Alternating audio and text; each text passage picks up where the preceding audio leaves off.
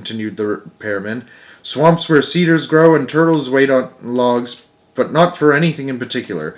Fields bordered by crooked fences broken by years of standing still. Orchards so old they have forgotten where the farmhouse is. In the north I have eaten my lunch in pastures rank with ferns and junipers, all under fair skies and a wind blowing.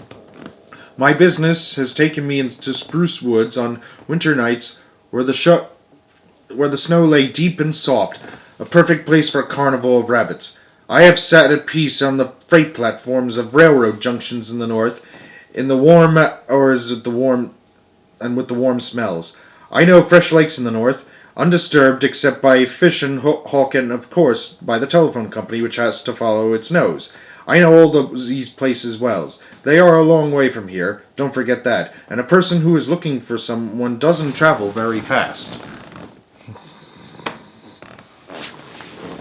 "That's perfectly true," said Stuart. "Well, I guess I better be going. Thank you for your friendly remarks." "Not at all," said the repairman. "I hope you find that bird." Stuart rose from the ditch, climbed into his car, and started up the road that led towards the north. The sun was just coming up over the hills on his right.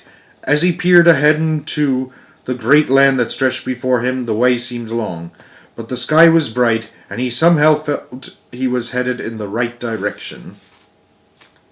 The end. Yeah, apparently that's where the book ends, on a somewhat cliffhanger. But personally, it allows you to draw your own conclusions.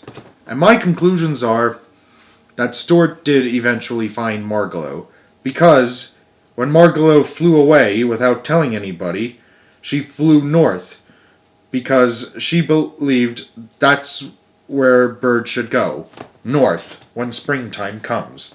And Stuart was heading north at the end of the book, and felt confident he was heading in the right direction.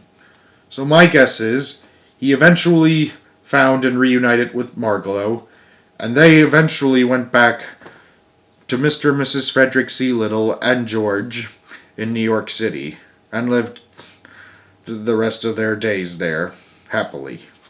But that's just my conclusion. Well, I hope you all enjoyed reading the classic book along with me, and check out the live-action movie as well, and the sequel. The second movie actually has more elements from the book than the first movie, but they're both great movies. Anyways, I'll see you next time on Story Time with Eric Zimmer. The next book we'll be reading will be Charlotte's Web. Take care.